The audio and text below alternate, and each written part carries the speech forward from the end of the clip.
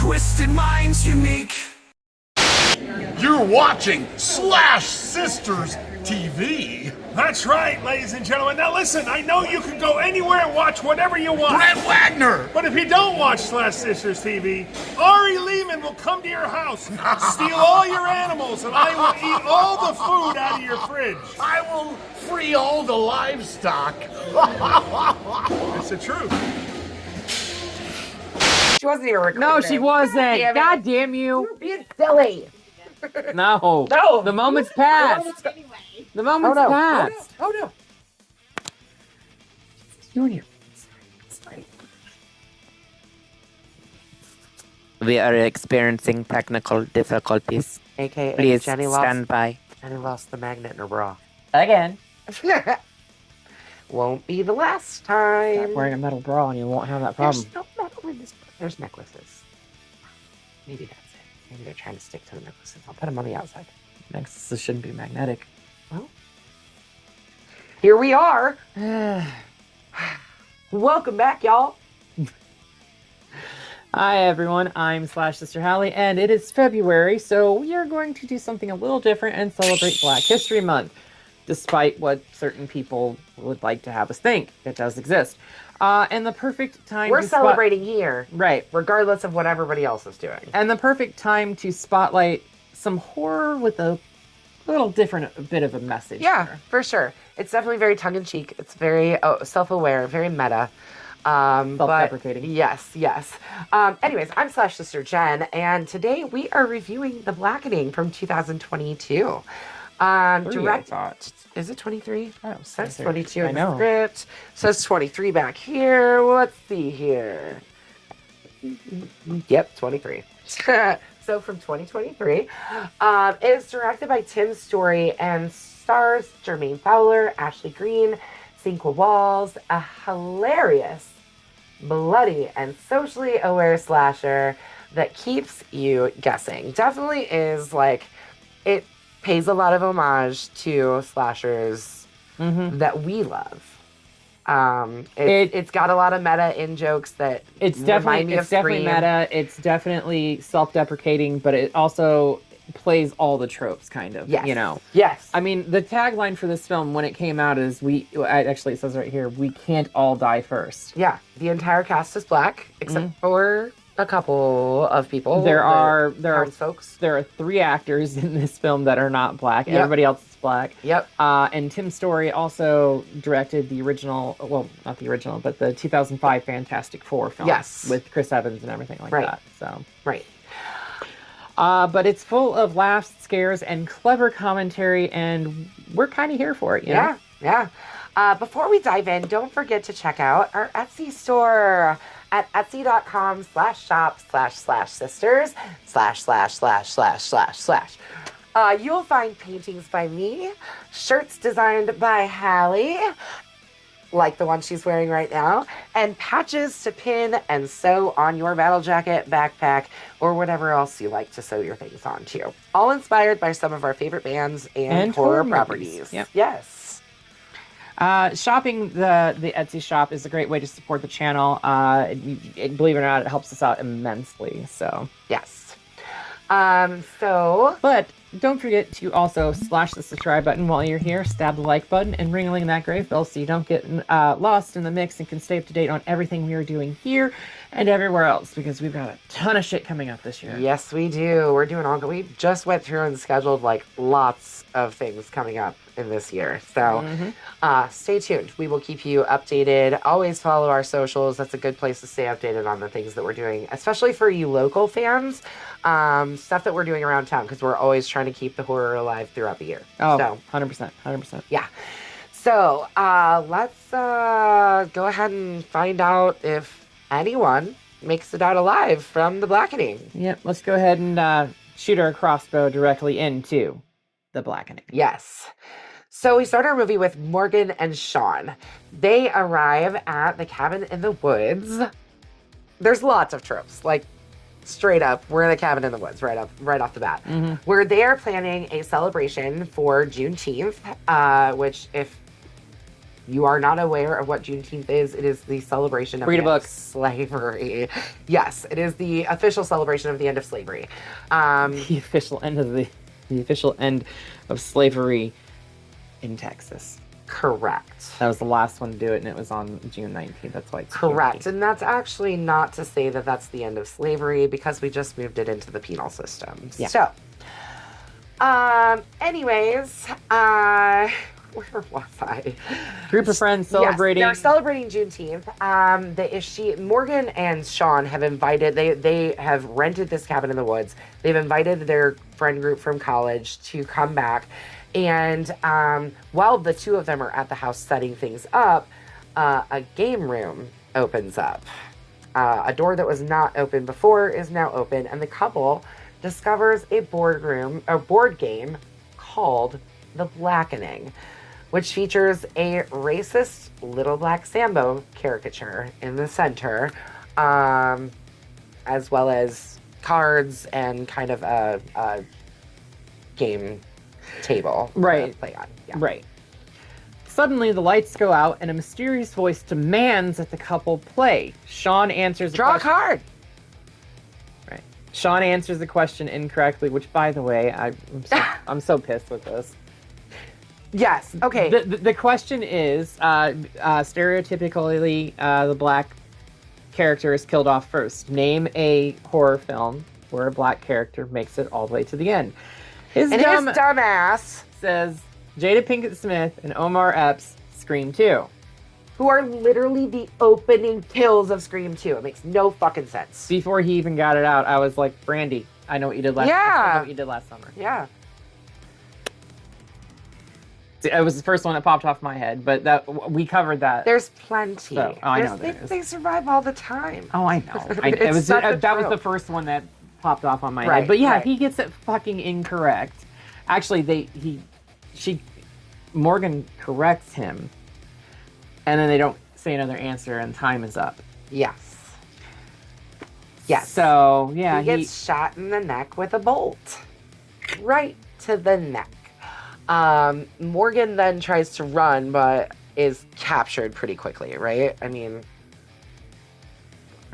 we don't really see it, but yeah, we're led to believe Right. that's what happened. so we cut to the next day, and we are in a car with Lisa, Allison, and Dwayne as they make their way to the cabin. They are three friends that are supposed to be meeting at the cabin as part of this group, and they discuss King, which is another friend, bringing Lisa's unfaithful ex-boyfriend, Namdi, that's it, yes.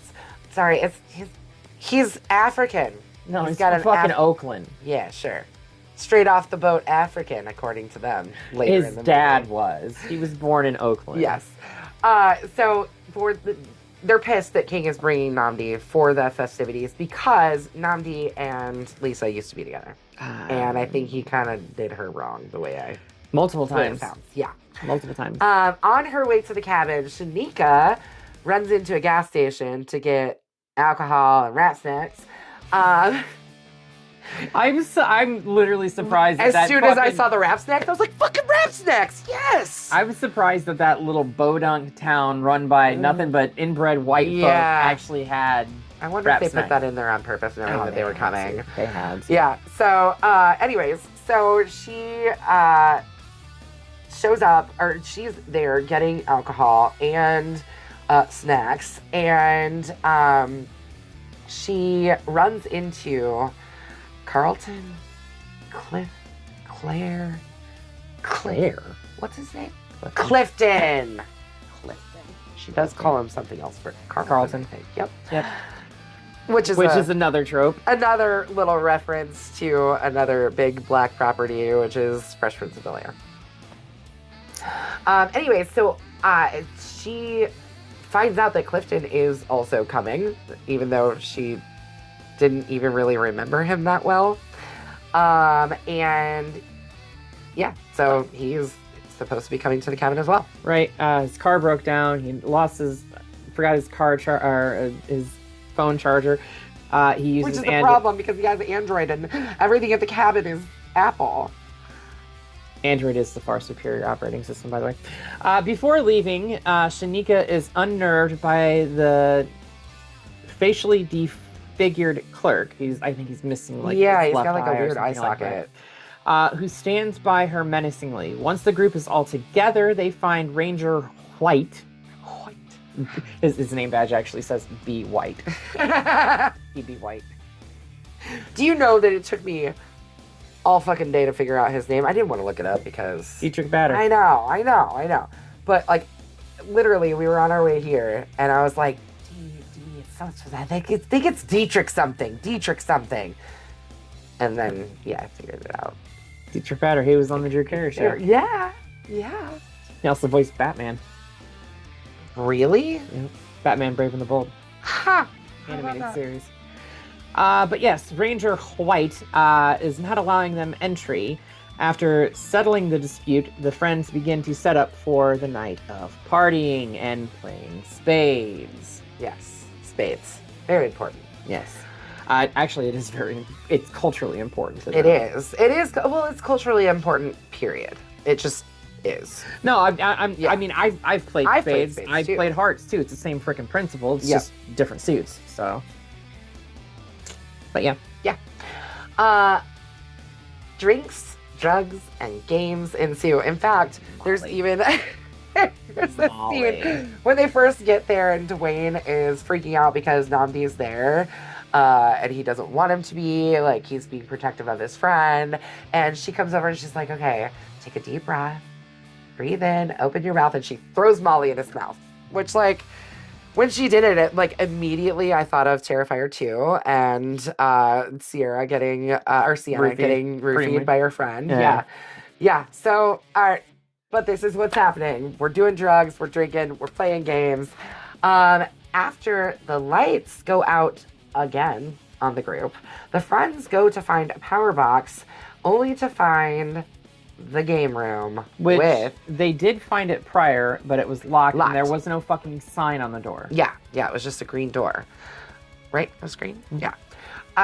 So they come across the game, the Blackening, with game pieces correlating to each of their personalities. In fact, they even kind of talked about that when the first couple, when Morgan and... Yeah, because the game piece looked identical to her earring. Yeah. Also, going back to that, Jay Farrow, and I'm not sure the woman's name, but she's been on some TV shows. They're probably... Jay Farrow is the most recognizable person in the movie. There's a very meta reference with the two of them in the sequence where they're talking about black people in the beginning of film. Well, they're talking about Jada Pinkett and Omar Epps and how they had to kill him off in the beginning because they couldn't afford to keep him in the whole movie. Because they were the most well-known. And then they killed off Jay Farrow immediately because he was the most well-known. I think both of them spent roughly 2 days on set doing their filming and everything. So yeah. So the game pieces correlate with their personalities, and a voice inside of the little minstrel guy speaks to them, revealing that he is keeping Morgan prisoner. Actually, it speaks to the game piece speaks to them, but then a TV comes on showing that Morgan is being held captive somewhere. Mm-hmm. The voice forces the friends to play the game to save Morgan and begins by asking trivia questions about African American culture. Unfortunately, the friends fail to sufficiently answer a question about Friends. about all the black actors that guest starred on Friends. Yeah, because the correct answer was, I don't watch that show. I don't know. I don't watch that show. Living Single is far superior. Or some shit like that. Yeah, that was the correct answer. By the way, the guy that plays Dwayne in this, he wrote this. Yes. With someone else. There was another writer. Right.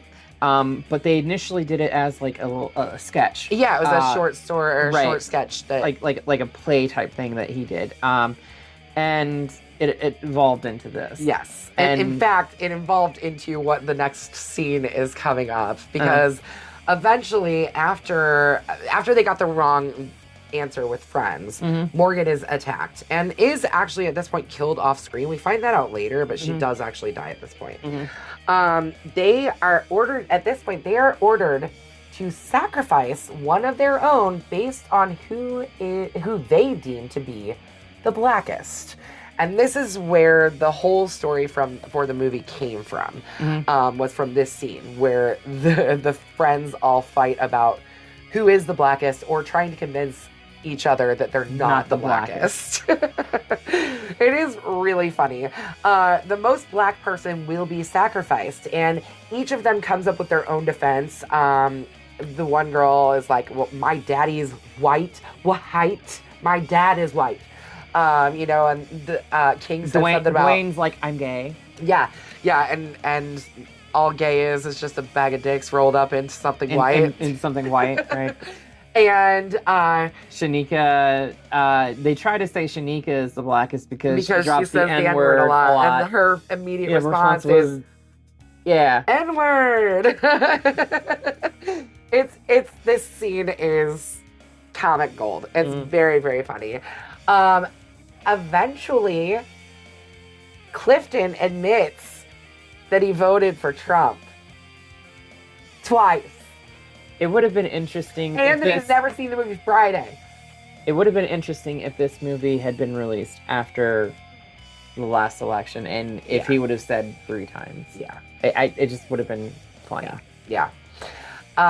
So after that, they choose him out of spite, even though he's clearly not the blackest of them. Clifton goes outside and is shot in the chest with an arrow by the killer. When the friends are freed from the room, they attempt to go look for Morgan and find help. Despite knowing better, they agree with Allison's idea to... I think we got it. Oh, it's the Hallie retching show. It's always the Jenny retching show. This never happens, you guys. So yeah, she wasn't actually retching. She was just making fun. They split the party. You never split the party. Sorry, that's a D&D reference. I've been playing a lot of D&D lately. Well, it's not one of Randy's rules, but it should be. It should be. It definitely should be. I mean, it definitely should be for any type of horror film. Never you fucking never split the party. Split up. Don't split up. She goes off with King and Shanika, while Dwayne has to go with Lisa and Namdi. The latter 3 end up running into Ranger White, who is willing to help them until the killer shoots him in the neck with an arrow. Okay, this scene right here with Ranger White, and he's got his gun drawn. This plays into that trope of the never trusting the cop, even though the cop is a good guy. And everything like he that. literally says, "I'm one of the good ones." He's like, and they're like, "Yeah, they always say that." And he's like, "Okay, look, I can prove it to you. If I ever get invited to the cookout, I would feel honored, but I wouldn't go because a white man's presence at an all-black event would make it not an all-black event." And Lisa's like, That's a damn good answer. I was like, motherfuckers on it. I got it. Yeah. No, I mean, like, I give it to Ranger White. He's a pretty good dude. Right. They would have just fucking listened to him. Yeah. Anyway. Where were we at? Yeah, your line. Yeah. Allison King and Shanika encounter the killer, and the trio manage to overpower and kill him.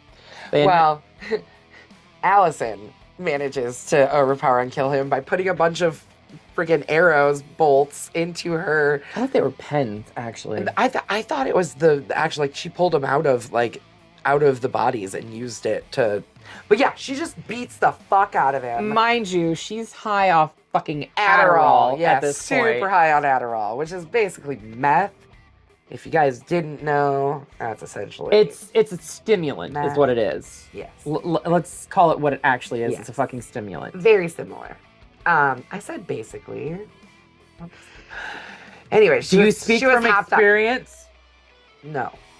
I do not speak from experience on this. Okay, then. I've never done Adderall. Alrighty. Anyway, but yeah, no, Lisa overpowers him, and they search his body and find out that he is the gas station attendant. Yeah, the guy that Shanika saw back at the gas station. Mm-hmm. At that point, though, they then encounter a second killer.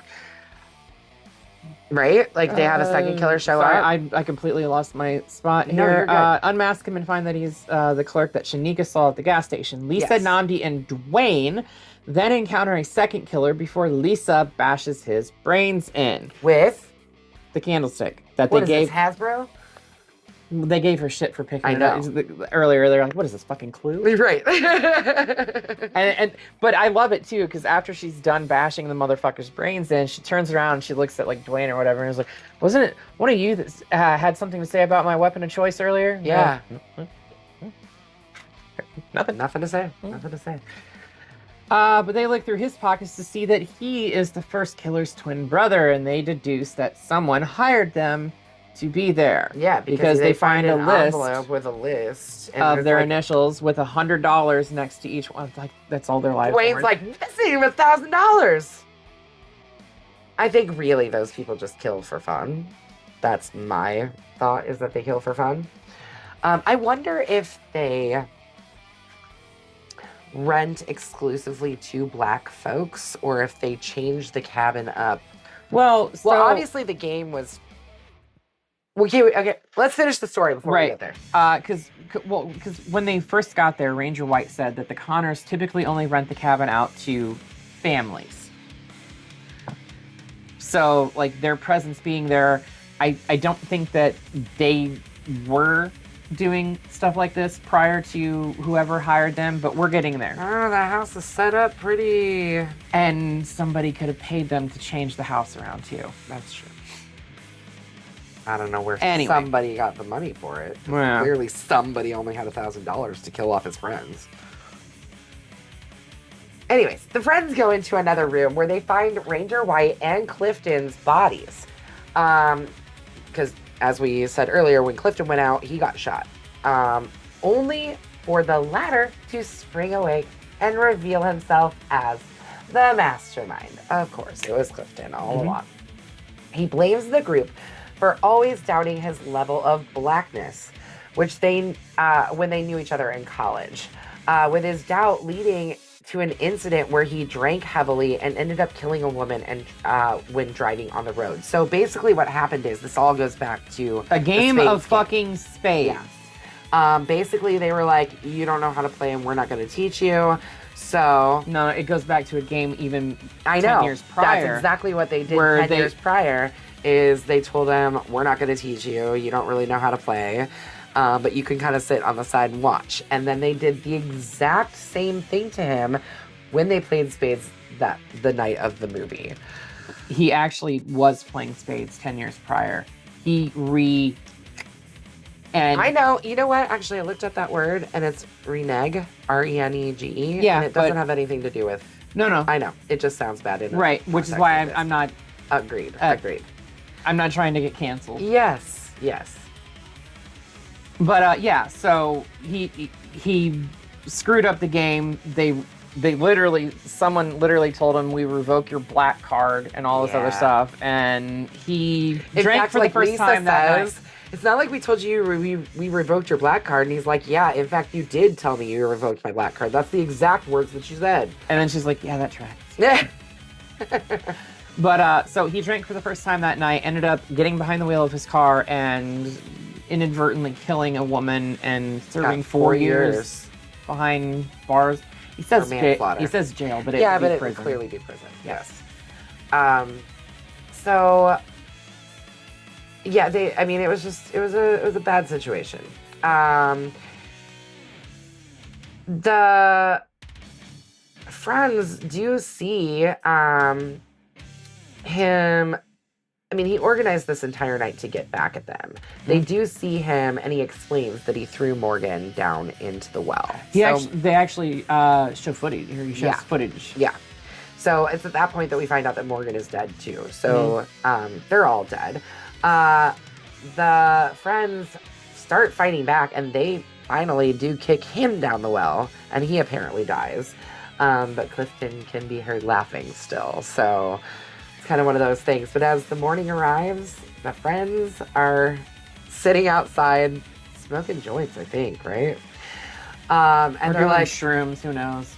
and one of them says, well, should we call the police? And they all laugh. They end up calling the fire department, and the fire department sprays them all down with a hose, just, Which is a nod to something else. Too. Well, it's a nod to the fact that they used hoses during the civil rights movement. Yeah, that's what the nod is too. Yes. Specifically, during the desegregation of a high school, they used fire hoses to wash away the black folk from entering the school. Yeah. So, and that's where we leave our movie. That's it. That's the end. Hallie, what are your thoughts? It was interesting. I did enjoy the self-deprecating, stepping on the tropes of what typical horror films are with the black characters in horror films and For how sure. they're mistreated, abused, whatever. Throwaway characters. Right. They're the token, token. black guy or whatever, right? So I enjoyed that aspect of it. I thought it was interesting, and like the scene at the beginning with Morgan and Sean, when Morgan was like, I got a gun. Hey, yo! Let's do DMX. I mean, that was fucking hilarious. I laughed so hard. Yes. I wish it Yeah. wasn't in the trailer. But It wasn't in the trailer? It was in the trailer, so I have it this ruined that habit of scene. not watching trailers because I don't like things to get ruined for me. I like so. watching trailers, so I know what I'm getting myself into. So See, this is why we work together, because she watches she'll send me trailers sometimes and I'm like, I'm not watching that. you watch them. Not always. Especially if it's something that I like really want to see or really don't want to know any secrets from. Yeah, I won't watch it. Anyways, let's throw this on out into the world, I guess. What are we rating it? Oh. Jeez. Bloody machete up for me. Yes. I liked this. I thought it was great. It was very funny. You would think that I was like not done 300 videos already with you.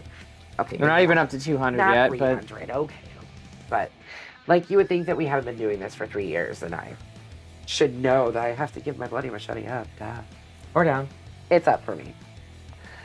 What about you, Hallie? I do give it a bloody machete up too, because it's while there's a lot of comedy into it, it is a pretty good like whodunit kind of slasher. Yeah. At the end of the day, For so. sure. I think that the killer reveal of the actual two killers is kind of like, what? Who are they? Well, But the actual the mastermind reveal, I that like, one alright, was I that's was cool. like, okay, all right, Yep. I see what you did there. Yeah, for sure. All right, well, Okay, now let's get it on out of here. right.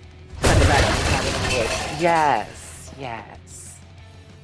When do we get to go back to another cabin in the woods? Anytime soon? No, doesn't look like it. No, Creep show? no, No? well, kind of Kinda. with Yeah. Stephen King's segment. Yeah. What do you say we bring a guest on next week? You want to bring a guest on? Fuck yeah. We do have a favorite slash hole who likes to come on this show with us. Mm-hmm. The original slash. The original slash hole, the man who made the name slash hole, Yeah, Mr.